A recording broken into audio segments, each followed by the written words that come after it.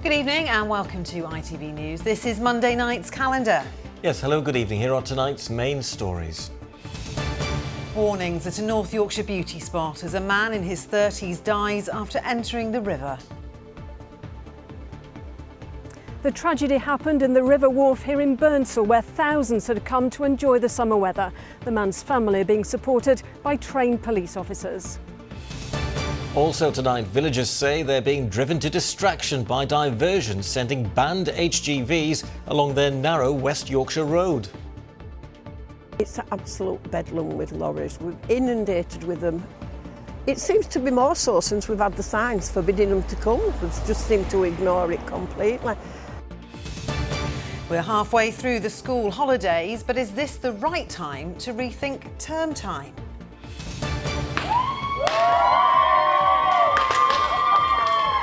And a hero's welcome in Leeds for returning Olympic gold medal winning cyclist Katie Marchant.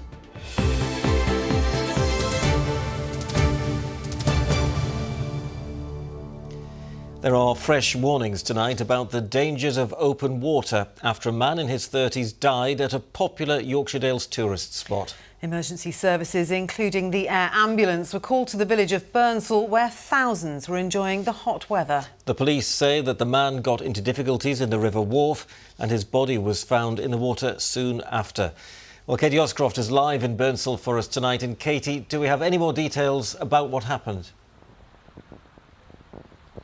Well, Ian, we know that it was a beautiful day like it is today, and the banks of this river here and just around the corner where this incident happened were thronged with families.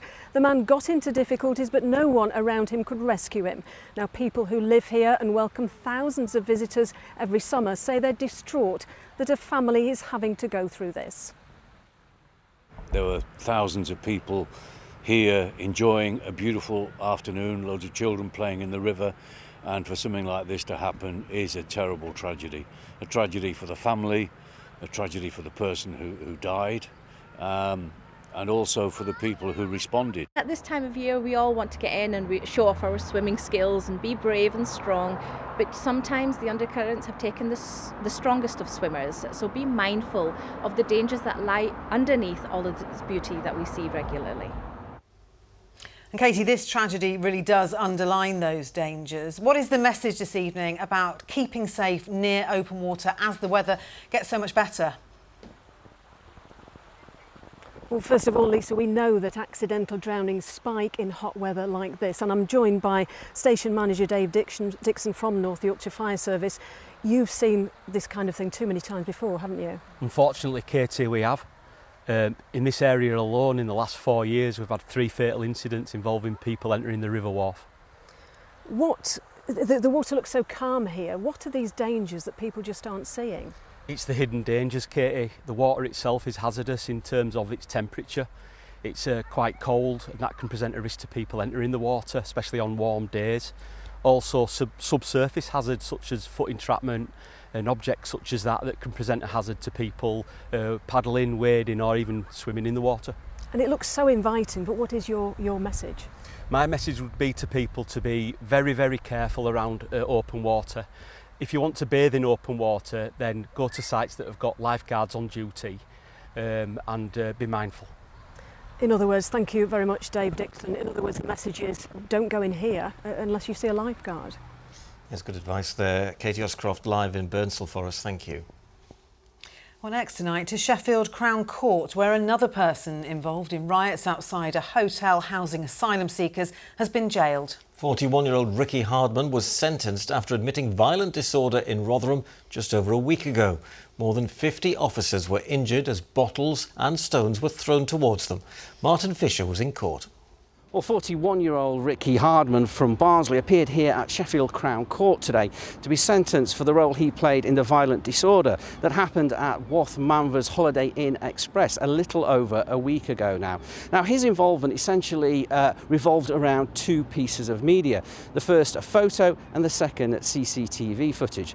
The first was a photo that appeared in the Daily Telegraph newspaper, which showed him holding a piece of wood and threatening police. The second was CCTV footage taken by South Yorkshire Police, and this showed Hardman kicking and rocking a police dog van. Now, in an interview with police officers last week, Hardman said it was a mad day, and he said that he had gone to the site with no intention of causing any disorder, but had got carried away. He also said that protesters there were provoked by people from within the hotel, but the court heard there was no evidence at all to support this claim. While sentencing Hardman, the recorder of Sheffield, Jamie Richardson KC, said this: "What happened on that Sunday had absolutely nothing to do with public protest. This incident was part of national civil disorder fostered by some form of malignancy in society spread by malevolent users of social media. It must be made clear that this behaviour will be punished severely by the courts. It is the duty of the court to protect the public."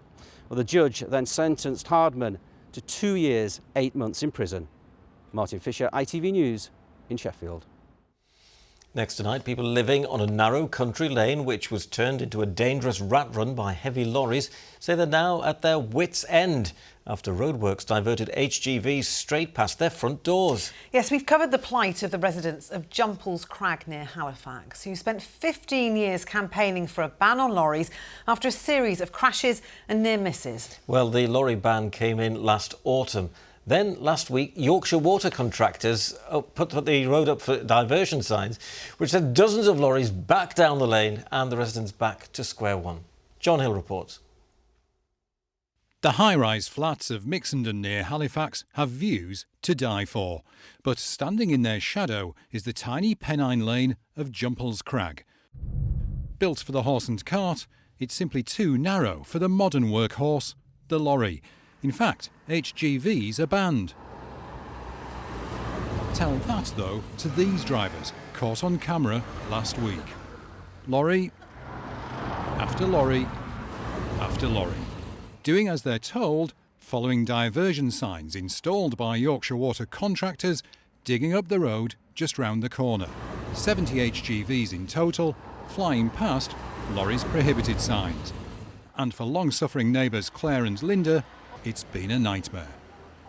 Claire, you'd hoped your problems were going to be over, but in fact, over the last week, they've been the worst they've ever been. You must be at your wits' end, are you? We are, and we keep reporting it, and nobody's hearing us. So in 1 week, we had 70 heavy goods lorries. That shouldn't be here. That are illegal. So they are illegal, and nobody's hearing us. So where do we take it to? If the police aren't hearing, and the council aren't hearing, where do we go? There are children playing on here, so we're waiting for a catastrophe. Yorkshire Water says the local Highways Authority didn't object to the diversion sending lorries down Jumples Crag, but it set up a new alternative route as soon as it was made aware of the problem. But the bigger headache is that hauliers simply seem to be ignoring the ban on them using the lane, which was introduced last October.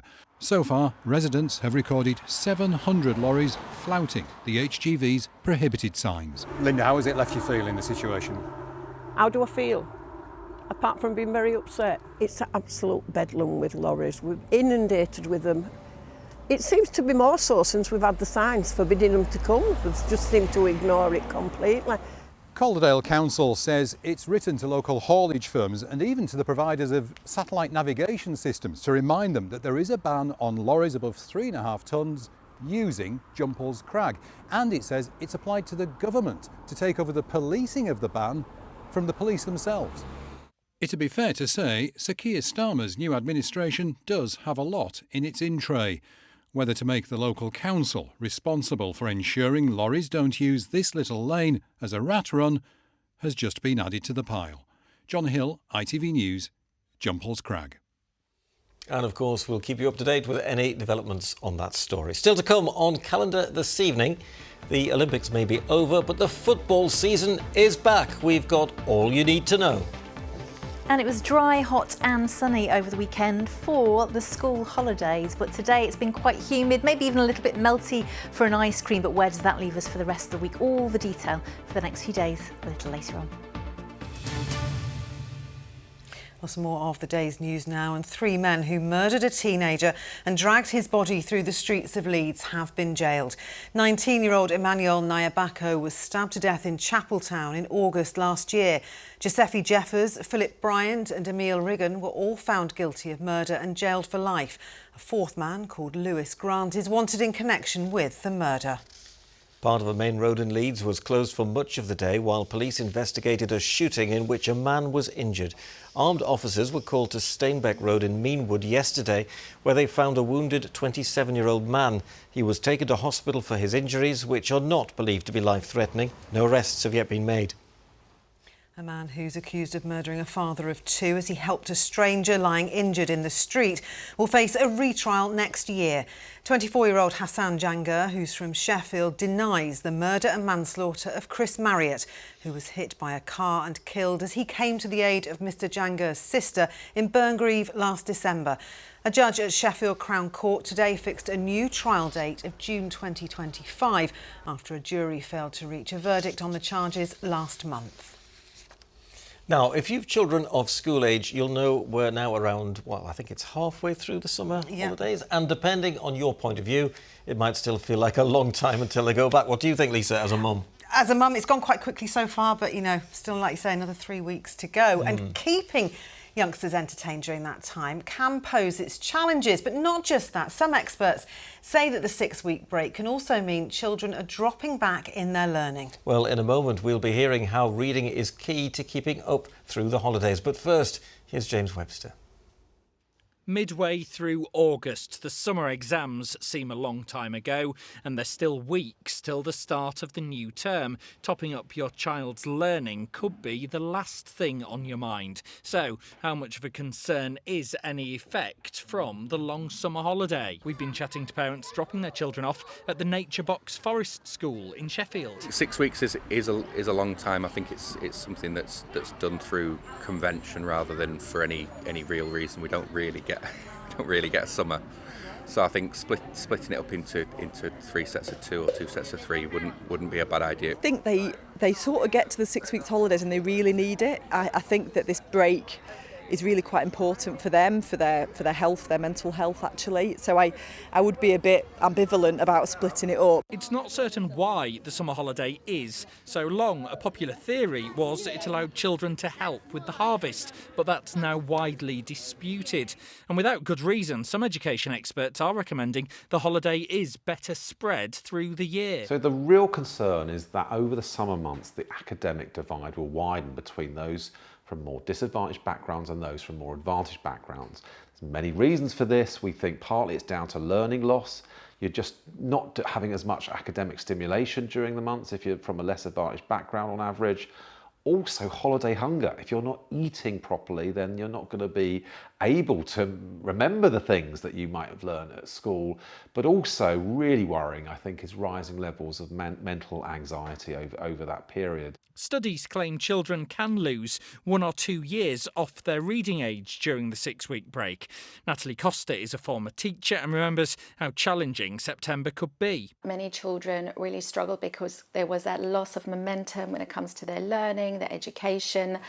And definitely there were challenges when it came to their behaviour, or should I say their emotional regulation, and struggling to regulate their emotions, and many children finding it really overwhelming. Now she coaches parents on how to improve their child's education. If possible, where can you bring in small amounts of learning for your child, even if that is just in the day-to-day running of the household, such as, you know, drawing up a budget for the groceries or identifying what we're going to have for dinner and coming up with the recipe, you know, getting the ingredients for the recipe for that. And if there is going to be any learning, more structured learning that you focus on, perhaps just focus on those core skills such as the reading, literacy and mental maths. Even if back to school still feels like a long time away, they are suggestions which could mean a smoother transition into the new school year. James Webster, ITV News. Well, earlier I spoke to Taskeen Ahmed, who works to promote literacy, and I asked him why reading over the summer break is so important. I think literacy is such a foundational skill, Lisa. Not only is it important for schooling, and obviously an integral part of all subjects from English, but also in maths, in science, in history. but it's also important in later life, through part of everything that you're doing, whether it's going about your daily life, interacting with the council, dealing with lots of issues. And there's a tremendous linkage between literacy skills and actually life expectancy, with the lowest or areas with the lowest literacy skills actually have the lowest life expectancy as well, due to all the things which result as a consequence of that, whether it's dealing with your GP and so on and so forth. And we've also, on that note, we've heard that the holidays can lead to a greater learning divide for children who are perhaps in less advantaged positions. And you're involved in providing books to more disadvantaged communities. How key is that work? It's critical. So the latest research from the National Literacy Trust shows that 1 million children between 5 and 18 years old don't have a book, and that represents 10% of 5 to 18-year-olds, but a staggering 20% of 5 to 8-year-olds.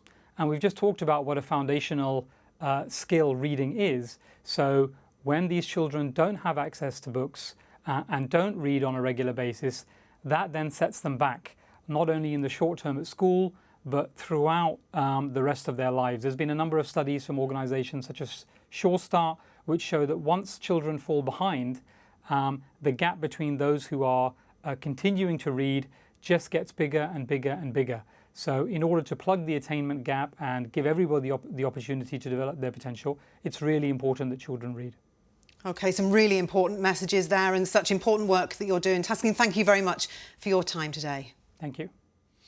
Well, it's time to put Chris Dawkes to the test with a bit of reading now, because it's time for the sport and football is back.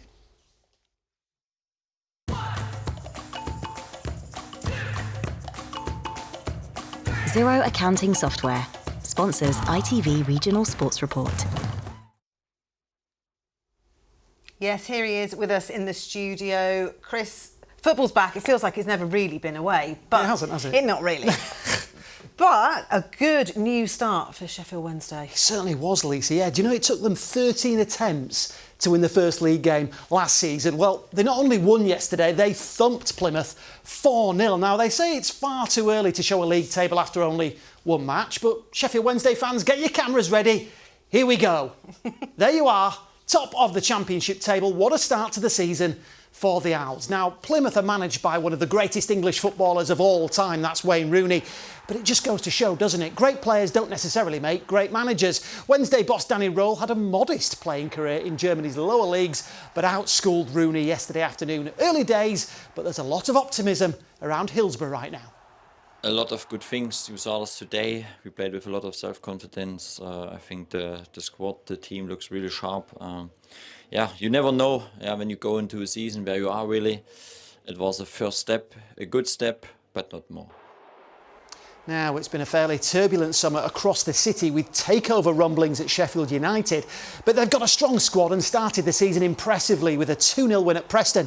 Gus Hamer there with the pick of the goals. And talking of goals, plenty on offer at Ellen Road, 6 in total.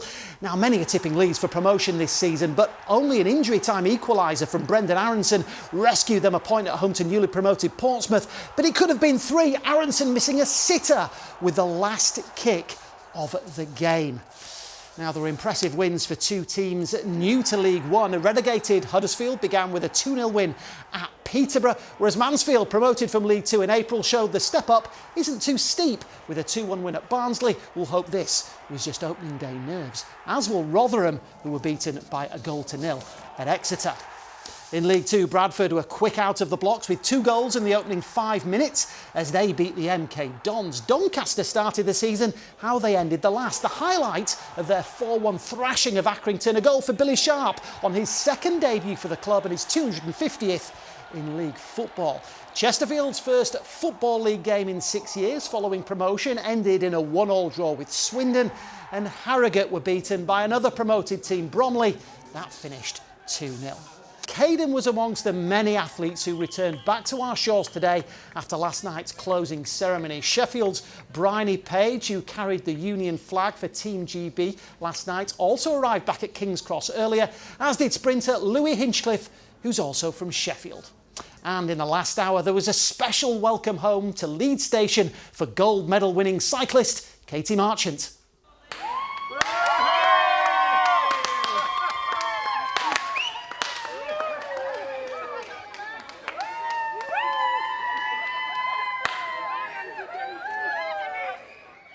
No, I don't think so. I think it's going to take a while to sink in, isn't it?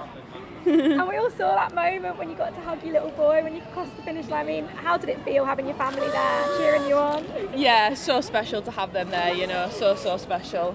More special than, you know, the previous Olympics. We've not been able to have them there, so yeah, just to have them there was, it means everything for us. And now getting back to Leeds, and obviously you weren't expecting this welcome. I mean, how does that make you feel?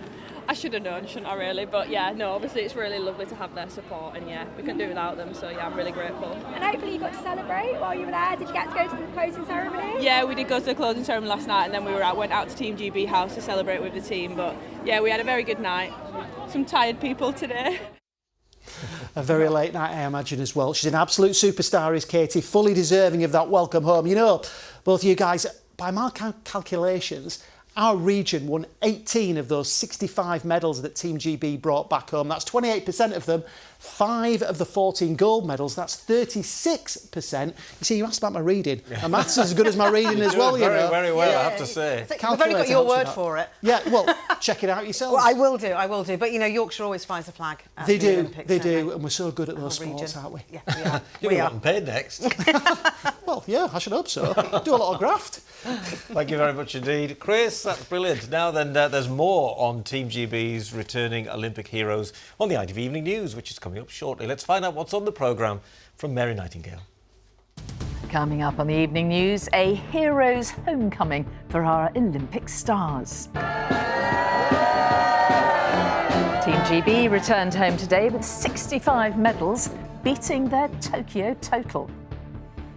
Also tonight, wildfires rage near Athens as thousands are forced to evacuate their homes.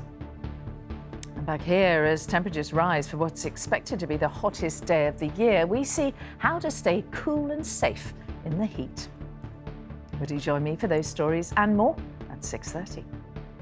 Thank you, Mary. We will. And talking of temperatures on the rise, Kerry's here. Yeah. It's been a bit of a mixed bag, though, hasn't it? Yeah, it has weather-wise. So temperature-wise, to some parts of the region, we have had the warmest day of the year. I always think that's a bit of a weird thing to say because we'd expect our temperatures to rise through the summer months. But we got to 32 in East Yorkshire today, and that is the hottest temperature we've recorded in our region since August 2022. North and West and South Yorkshire got to around 28. So it's been a warm day, but it was a bit of a surprise this morning because there was quite a lot of thundery activity around the Bay of Biscay as it was coming up towards us. It kind of just hung around over our region this morning, so we did have some downpours. So it's not been wall-to-wall sunshine today, but as it cleared at Dunford Bridge, you can see these beautiful crepuscular rays, so sunbeams basically coming through in West Yorkshire. A big thank you for sharing, Sandy, and also some Virga clouds. So yeah, a lot of activity in the skies above, but these downpours or these showers probably dissipated before they got to actual ground terra firma, and a big thank you to Sue Billcliffe for sharing.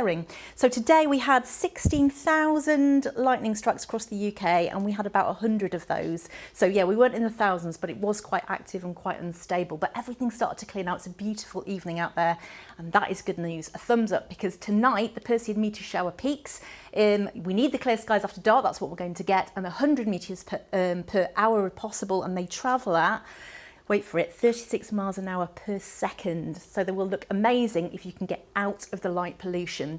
And on top of that, we've got a small chance of seeing the aurora. There was a small chance last night, and some of you actually saw it. So this is in the outskirts of Harrogate. A big thank you to Andrew for sharing.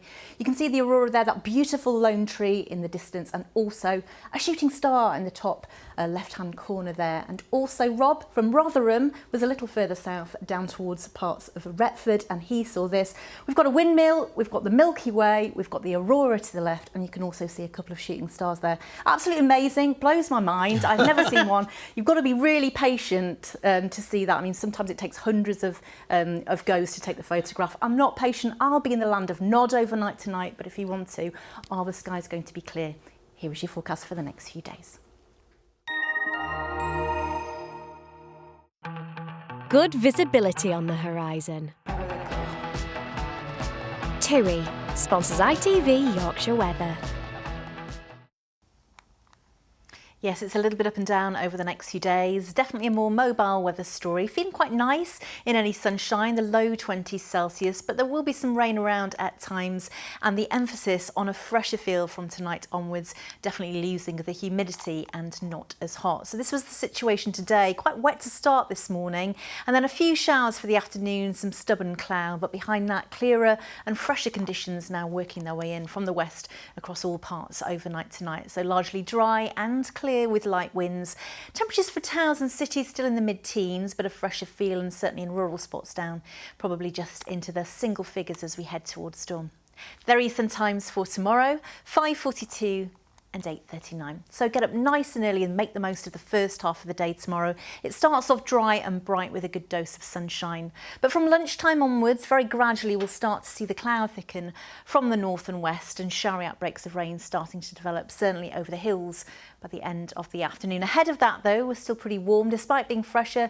Still pleasant temperatures in any sunshine, 24, 25 Celsius. That pushes its way through that system as we head into the early part of Wednesday. And I think for most of us on Wednesday, a dry, bright, sunny day and highs in the low 20s. So in the sunshine, actually feeling quite nice. We've got another system coming through from the northwest on Thursday, but again, in turn, it improves rapidly for us as we head into Friday. So Wednesday and Friday, not too bad. Temperatures low 20s, lower humidity though. Could be quite breezy at times, and at this stage, it doesn't look like a bad start either as we head towards the weekend. TUI sponsors ITV Yorkshire Weather. So is it going to be a muggy night tonight? That's what I want to know. Fresher. Did you not just say Well, fresher? Because we need those clear skies for those fantastic meteor displays. We're losing the humidity. We had a cold front earlier, which just cleared everything through. So, yeah, a better night for sleeping, definitely. Lovely. Thank you, Kerry. That's it from us. We'll see you again tomorrow at 6. Good night. Bye-bye. Bye.